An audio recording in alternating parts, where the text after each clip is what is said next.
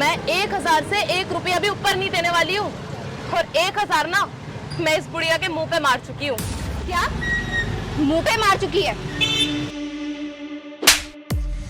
मारना इसे कहते हैं।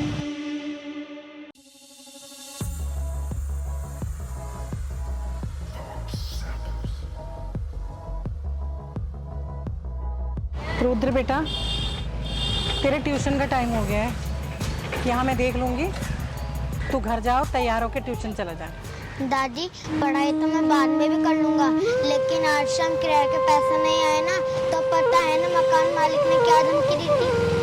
सही कह रहा है बेटा तू। जिस पर किस्मत की मार पड़ी होती है ना बेटा, उसको सब मारने के लिए तैयार रहते हैं। और रही किराए की बात, तो कोई नहीं, भगवान कहीं ना कहीं से इंतजाम कर देगा। तू ट्यूशन चला जा।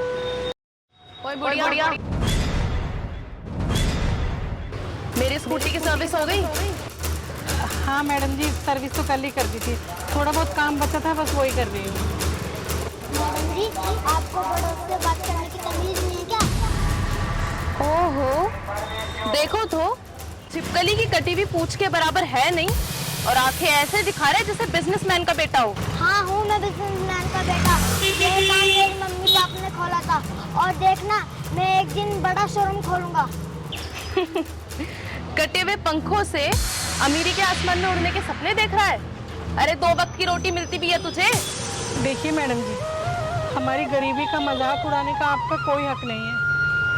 किस्मत ने मुझसे मेरे बहू और बेटा छीन लिए, वरना इस मासूम को और मुझे पेट पालने के लिए काम नहीं करना पड़ता। दादी, आप रोती क्यों हो? मैं हूँ ना, मैं एक दिन बड़ा आदमी बन के दिखाऊंगा। बड़ा आदमी बनने के लिए बड़ा काम करना पड़ता है, अपनी हैसियत बढ़ानी पड़ती है। ये छोटा मोटा काम करके कोई बड़ा आदमी नहीं बन जाता। खैर छोड़ो ये सब। स्कूटी हो गई मेरी? हाँ मैम साहब, हो गई है। कितने पैसे हुए? 1 मिनट।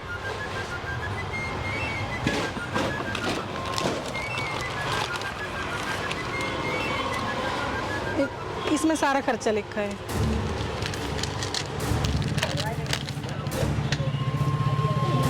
ओए बुढ़िया, ऐसा क्या डाल दिया तूने मेरी स्कूटी में जो 2000 का बिल बन गया?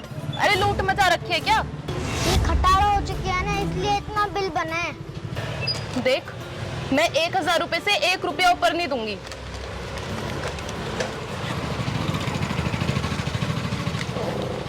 ये ले पकड़, फिर 1000 रुपए।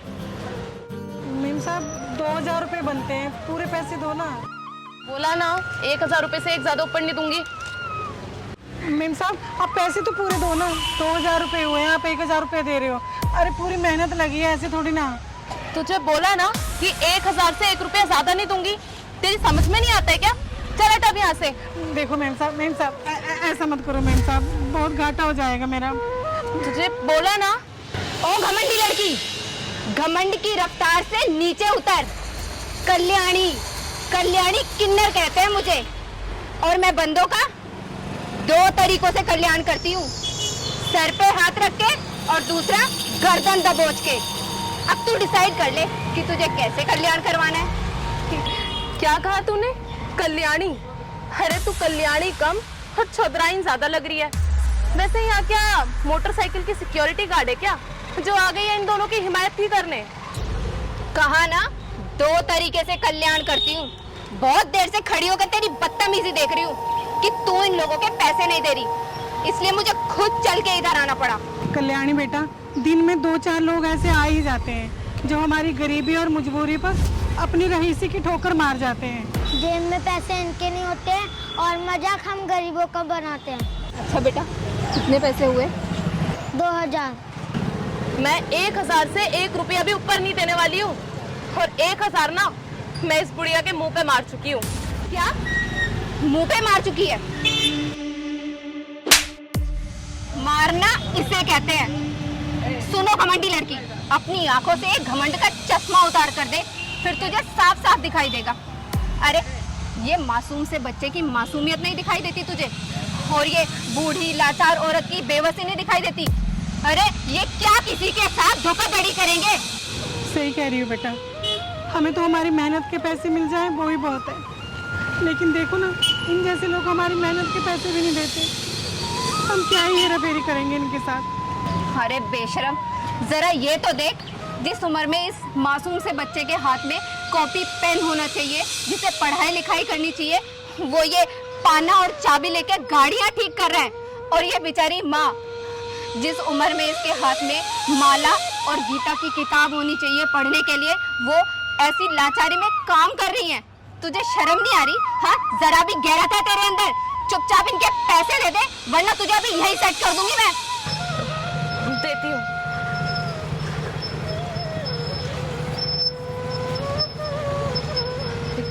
ये लीजिए आंटी जी।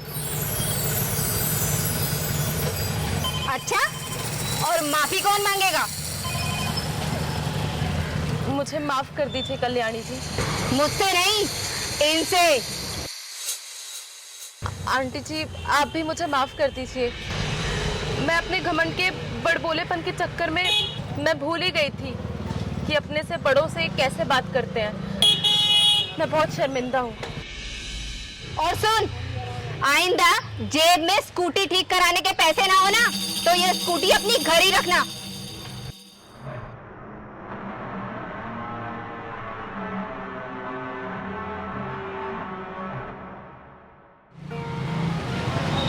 कल्याणी बेटा, बहुत बहुत धन्यवाद तुम्हारा। अगर बेटा तुम नहीं आती ना आज, तो ये मेरे पैसे नहीं देती। और आज हमें मकान मालिक को घर का किराया देना है, बड़ी मुश्किल हो जाती है। दीदी आप इतनी अच्छी क्यों हो? क्योंकि बेटा, ना तो मैं नर में आती हूँ, ना नारी में आती हूँ, इसलिए मैं ऐसी हूँ। और हाँ माँ जी, आपको कभी भी किसी चीज़ की ज़रूरत हो तो इस कल्याणी को बेफिक्र याद करना। ये कल्याणी यहीं पास में ही रहती है। ठीक है बेटा, खुश रहो। जय माँ भवानी। जय माँ।